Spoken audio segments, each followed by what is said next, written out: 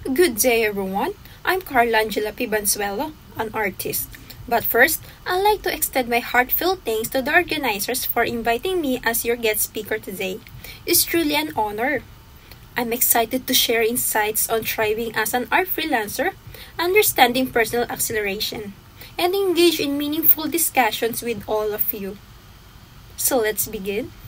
The first slide is Introduction and Personal Crossroads. A little background about me. I'm Carla Angela Banzuelo, an independent artist from Quezon City and also known as Carla Lily. I have experience in traditional and digital art, have presence on various social media platforms such as Facebook, YouTube, TikTok, and Behance. I know both traditional and digital art, as well as content creation. Also, I'm a magna cum laude journalism graduate from Polytechnic University of the Philippines, Santa Mesa, Manila. So, nasa College of Communication ako namamalagi for the past 4 years and 2 years sa PUP Senior High School as Arts and Design student. So, I forgot to mention here, but yeah, I'm from PUP SHS. I have 7 years of freelance experience. Yes, until now, nafi-freelance pa rin ako and currently working as a government employee in ICT industry. Ayun, I want to share my recent outputs. The first slide is para sa office namin. The upper one is the logo of our office. And then on the left side naman is brochures. And then on the right side is roll-up banner. Yung magkabilaan, kung nakikita nyo. And then, the boot center panel. So, itong mga materials na to is ginawa ko, nilayout ko for upcoming road shows sa region to promote ICT infrastructure. The next is chibi artwork na ginawa ko for my office mates. It was inspired by League of Legends characters and Genshin Impact. So, ako yung nasa the left side, ako yung color pink na buhok. And this drawing, nilagay namin to sa desk namin. So, may mga, drawing and then may mga pangalan namin. So, alam ng mga clients or ng mga employees din kung sino yung kausap nila, kung sino yung ka-transaction nila. Ayun.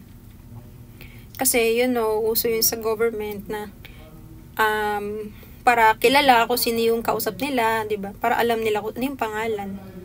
Next is, ito yung last year output ko. So, around last quarter, November, December, I think. So, on the left upper part is Seraphine, Crystal Rose Seraphine, and on the right lower side is Immortal Journey Sona, and they are both from League of Legends. Since naglalaro ako noon, so na-inspire lang ako, natuwa lang ako i-drawing sa kanila kasi ang ganda-ganda ng skin nila. Ayun, kaya nagustuhan ko silang i-drawing. So, itong mga drawing na to is nasa YouTube channel ko. So, mapapanood nyo kung paano ko siya ginagawa from sketch to coloring. Syempre, hindi tayo super perfect. So, may mga challenges tayong kinakaharap. So, the first one is burnout. Then, second is neglecting family time. 3 is health concerns. Then, 4 is academic breakdowns. So, the first one is burnout. So, very common ito. Lalo na kung ikaw is student and freelancer at the same time. So, hindi mo alam kung ano uunahin. And then, minsan mararamdaman mo na lang, gusto mo na lang matulog, kumain, ayaw mo na mag-work, ayaw mo na mag-aral. So, nawawalan ka ng will, kumbaga, nawawalan ka ng will and motivation na mag-work, mag-create, magsulat, or anything, kung ano man yung ginagawa nyo, or kung ano man yung freelance work nyo ngayon. So, na-experience ko rin yan. So, sa tagal ko na nag-freelance, so, from 2017 na nag-event organizing, gumagawa ng invitations, gumagawa ng mga paper flowers, mga ganun, mga origami. And then, nag-college ako, gumagawa ako ng painting. So, may acrylic and oil painting. So, nag-second year ako, digital art naman yung ginagawa ko yun. natutunan ko siya through YouTube, TikTok. So, nanonood lang ako ng mga tutorials. Hanggang sa, kahit paano, ano ko naman na, hindi naman so perfect. So, parang, ganito pala, alam ko na. Parang gano'n. At least may idea ka na. So, doon ako nagsimulang maghanap ng client sa mga SOCMED, ganito. So, marami naman ako nakukuha. So, nasusustain ko yung pangangailangan ko. Pero, hindi naman lahat. Siyempre, hindi naman sa lahat nakagkakataon is nagbo-boom yung business, ganun. Siyempre, may pagkakataon na talagang wala, zero sales, zero work, zero freelance, ayun. So, dun talaga din napagdaanan ko din yan. So, nung nangyari yun, so, nagkaroon ako ng part-time, nag-edit ng video, gumagawa na YouTube thumbnails, pero hindi rin masyado nagtagal kasi parang project-based lang din yun. So, ayun.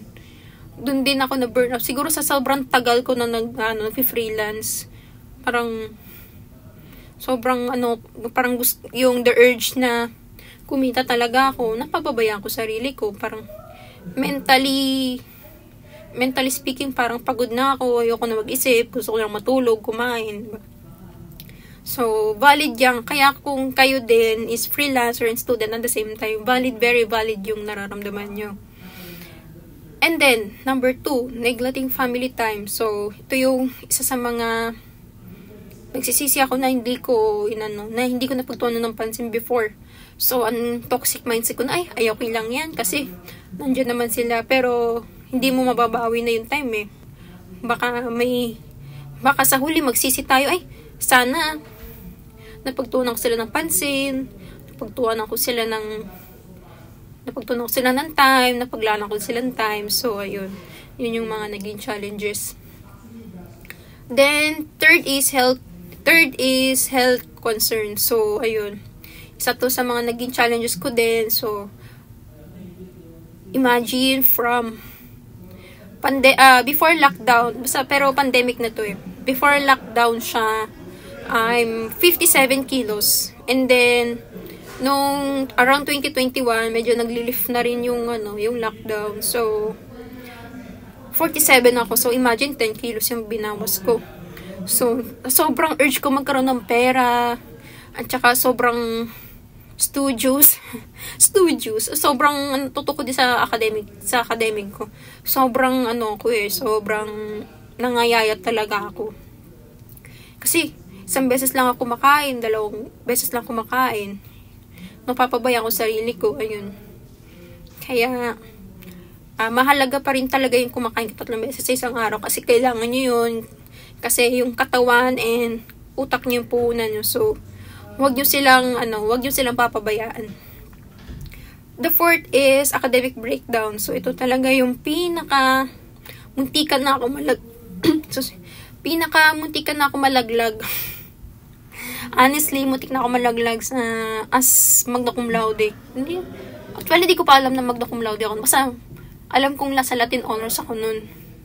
So, muntikan na ako malaglag kasi may isang subject ako na napabayaan kasi mas inuna ko pa pagtatrabaho. Sabi ko kasi, sige, work lang ako, okay lang yan, ganito, ganyan. So, nagpasa lang ako basta-basta ng papel. Pero, ayun, doon ko parang naging wake up call ko. Muntikan na ako matanggal kasi isang point 25 na lang matatanggal na ako. Mabuti yung grading system pa noon ni PUP is hindi pa nagtataas. So, nakasurvive pa ako.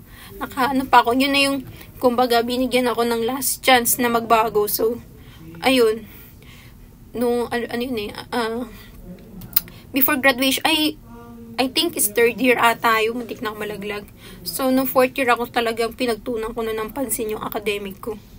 And then, paano, hindi na ako nag-work, nag-commission na lang kasi sobrang kain talaga sa oras ng part-time job kong yun. Out of all challenges na nabanggit natin, ano yung turning point nito? Dito papasok yung importance of personal development. So, what is personal development? Personal development is important as it promotes continuous growth and self-improvement, enabling individuals to enhance their skills, knowledge, and emotional well-being. By investing in personal development, people can achieve their personal and professional goals more effectively, boost their self-confidence, and adapt to changing circumstances. So, ayun, sabi dito, by improving ourselves, first, kailangan natin mag-invest or enhance natin yung skills natin. So, if you are a graduating student, so, kailangan natin mag-invest sa soft skills, sa mga online certification, mga online webinars, online workshops. Lalo na kung free, i-grab nyo to, huwag nyo sayangan yung opportunity na yun. So, huwag kayong mahiya, huwag kayong matakot. Ayun, magagamit nyo yun pag nag-apply kayo sa mga work. Ako, that time, mga around 4th year ako, 3rd year to 4th year, I think. Tama. And, nag-invest ako sa sa NFT, sa mga blockchain, sa cryptocurrency, sa Web3. So hindi naman ako yung talagang tipong magaling ganun. So nakikinig lang ako ano yung blockchain, ano yung cryptocurrency, yung mga ganun bagay. At least may idea na ako. And it turns out na magagamit ko pala siya sa work ko ngayon. So ayun, kahit papaano may idea na ako sa cryptocurrency. Isa yun sa mga nilagay ko sa resume, and isa yun sa mga additional points isa yun sa mga additional points kung bakit ako nakapasok ng government office na nag-specialize sa ICT industry. And then pangalawa is knowledge. So huwag kayong matakot matuto, huwag kayong matakot na magkaroon ng failures, ng pagkakamali, kasi diyan kayo matututo talaga.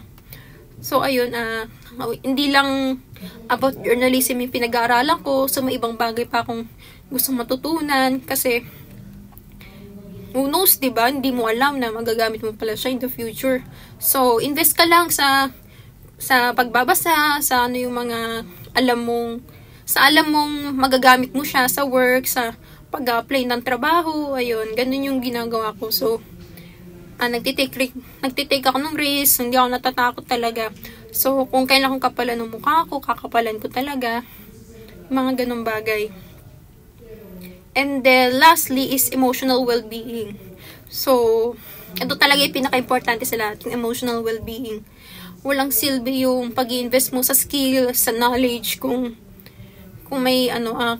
bagsak ka sa emotional well-being. So, advice ko to graduating students na habang di pa kayo nag-work, i-workout nyo yung habang di pa kayo nag-work, di pa kayo pumapasok sa corporate, sa government, or etc. kung saan man kayo mag-apply.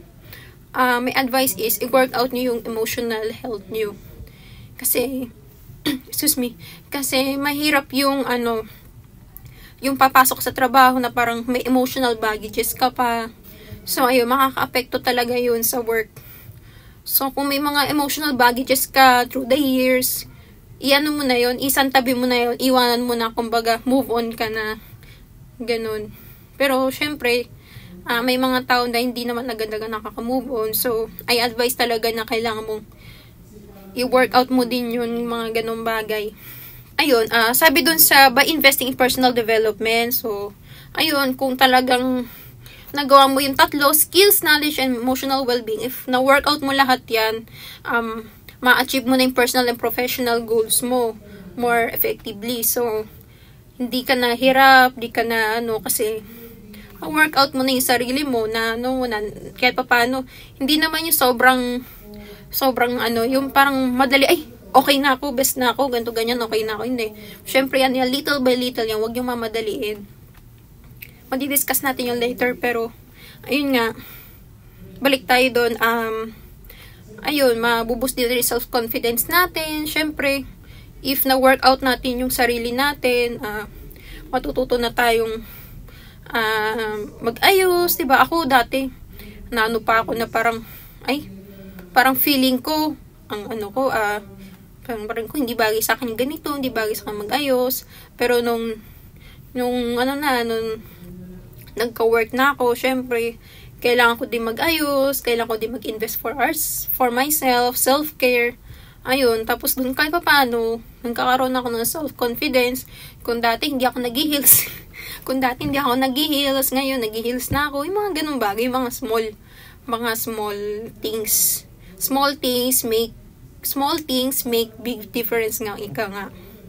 And adapt to changing circumstances. So, circumstances or environment. So, kapag na-workout mo nga yung tatlo, yung nabanggit kong tatlo, so, kaya mo nang mag-adapt, kaya mo nang mag-adapt sa different kind of environment. So, ibang-iba na yung environment ng school and then work. So, ang advice ko lang is, paano ba?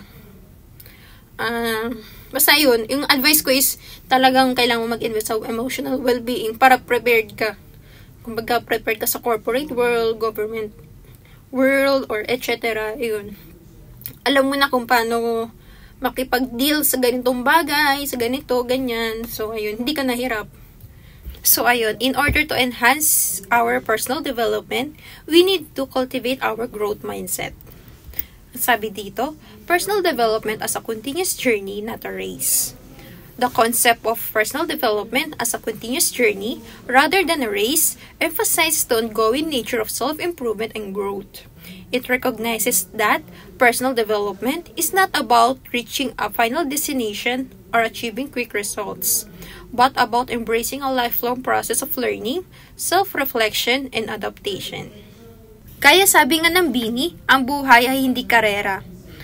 The personal development is, hindi ito yung paligsahan kung sino yung mauna sa finish line or kung sino yung mauna as first placer.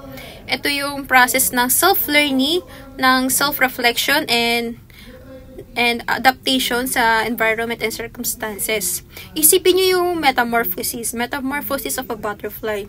Di ba nagsisimula siya sa egg, sa cocoon, I think, or larvae, I think, and pupa, and then butterfly. So, marami siyang pinagdadaanan na stages. Hindi siya yung basta-basta nagiging egg, and then magiging butterfly na pwede na siyang lumipad. So, marami siyang pinagdadaanan. Parang tao lang din yan. So, hindi tayo agad-agad na magiging butterfly lang na from start tapos magiging butterfly na agad. Hindi gano'n. Marami tayong pagdadaanan na klima, mapagdadaanan na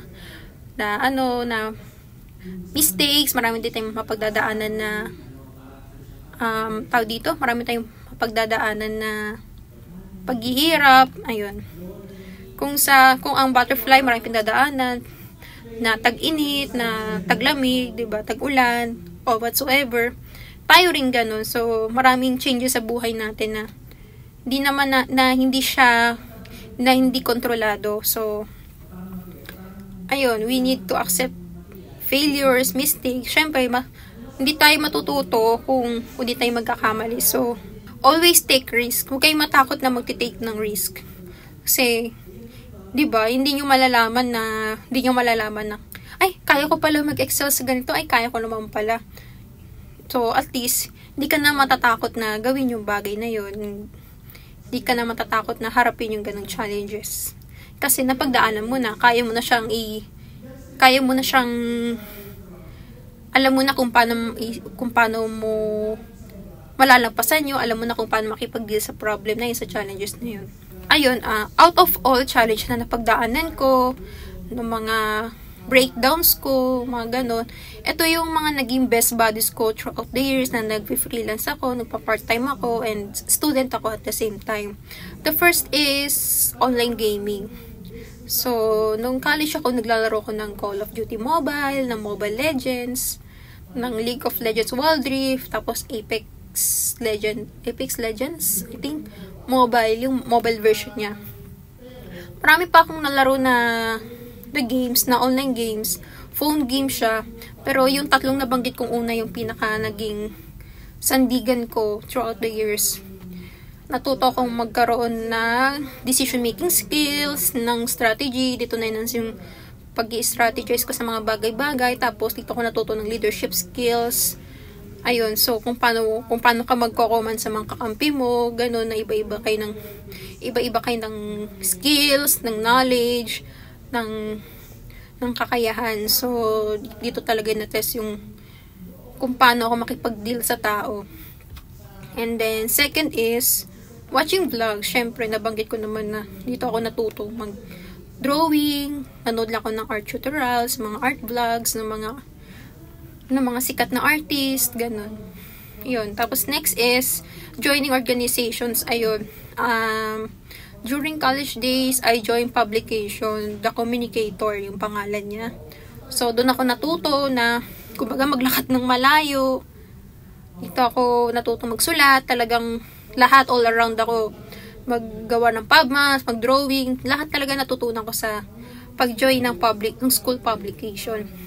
Ayun, huwag kayong mahihiyang mag-join sa mga organizations, lalo na kung for self-improvement mo ito.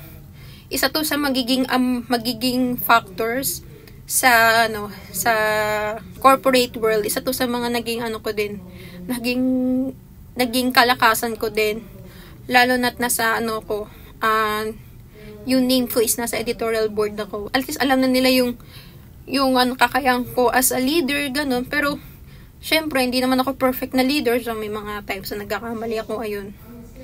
So, ayun, dun, sa pag-join ng organization, dito rin nasukat yung leadership skills, critical thinking, and then, yung pag-strategize din, kaya din na nabanggit mo sa online gaming. So, ayun, out of all challenges, advices, and tips na nabanggit ko kanina, pumunta naman tayo sa the 4 pillars of personal acceleration. The first is physical health, second is mental health, third is family health, and fourth is social health. So, dun sa first and second one is in physical and mental health. This is all about your body, how fit and well it is, and your mental health is about how you feel and think. So, dito, gaya ng sabi ko kanina, importante ang kalusugan. So, kasi yung katawan and utak natin ang puhunan. So, kailangan natin siyang alagaan kasi hindi tayo makakapag-function na maayos, hindi tayo makakapagtrabaho na maayos kasi pagod na yung katawan natin, masakit na yung ulo natin, tapos marami pa tayong problema. Kung naisip kong solution dito is try other hobbies. So, yung kung gusto mo mag-try na sports like badminton, volleyball, basketball, go ahead. Go ahead din. Kung gusto mo mag-try ng mga board games, chess, Scrabble, go. Kung mahilig ka naman sa art, like pagkukulay, and then yung pagpipainting, go. Kung ako support ako sa inyo kung ano yung mga hobby na ginagawa nyo ngayon. Kasi isa to sa mga makakatulong sa inyo throughout the years para makapag-function ng maayos. So, the third and fourth is family and social health. Family is your support system. Strong relationship with family members can bring happiness and security. Then, fourth is, humans are social creatures. So, having healthy relationship and supportive social network is crucial. So, pagsasamay ko na to kasi, alam niyo yun, ang pinaka-importante sa lahat is support system. Imagine, marami ka ng skills, marami ka ng knowledge na alam, physical and mentally fit ka, pero yung support system mo pero mahina yung support system mo, doon yung mga binuo mo, doon parang, kumbaga, doon ka magkakaroon ng parang falling down, ganun. Iba pa rin yung may strong support system ka talaga, like sa family, kung maganda talaga yung may supportive na parent, supportive na ate, or supportive na kuya. Ayun. Kaya ako sa kapatid ko, ang sabi ko sa kanya, sige go, kung gusto mo mag-drawing, go. Ako talaga, binibigay ko sa kanya, ito, pambili ng ganito, pambili mo ng paint, ng mga paints mo, ng mga pangkulay mo, ikaw nang bahala mamili. Ayun. Binibigyan ko siya ng freedom kung ano man yung gusto niyang bilhin. Ayun, aside from family, so, maganda na rin na may, may friends ka or romantic partner. Pero kasi, sabi ng Bini, ang buhay ay hindi karera. So, hindi karera pagkakaroon ng partner, guys. Kailangan natin magkaroon ng friends na hindi nangihilang pababa, ha. Kailangan yung supportive sa ginagawa, ganyan, supportive sa supportive sa mga hobbies, pero dapat hindi konsentidor, alam nyo naman yung ibig kong sabihin. Ayun. Pwede kang suportahan sa mga, pwede kang suportahan sa mga good decisions mo, pero not in bad decisions, guys. And then, partner, ito talaga, dun mo matitest kasi yung partner mo kung gaano siya kung gaano kanya kamahal, kung sinusuportahan ka niya, ganun. Support siya sa career growth mo, sa academic growth mo, basta, kung paano yung mga nagiging progress mo sa buhay, development na yun. Talaga yung pinaka-support system talaga yung pinaka-importante sa lahat. Conclusion na tayo, guys. Personal development is a lifelong journey, not a destination. So, take the first step today. Invest in yourself and watch your career advance and your life soar to new heights. Huwag kayong matakot mag-invest sa sarili nyo, like sa self-care. Kung gusto nyo bumili ng bagong makeup, ng skincare, go. Kung gusto nyo maglaro ng sports, ng e-sports, go lang. Kung gusto nyo mag-try ng new hobbies, go lang. Walang pumipigil. As long as na alam nyo ito yung makakapag-improve sa inyo. And that's it. Thank you for listening to my discussion. I hope na may natutunan kayo. So, if you have comments, questions, please drop on the comment section on the Facebook Live. And if nahihiya kayo, pwede kayo mag-message sa art page ko, so I can answer it. Then, I will post this also on my YouTube channel. So, pwede nyong balikan yung discussion na to and pwede kayong mag-comment doon. Thank you guys once again, and thank you also to the organizers for the advancement. Thank you guys for inviting me. Sobrang tuwang-tuwa talaga ako. Thank you very much, and see you around. Bye-bye!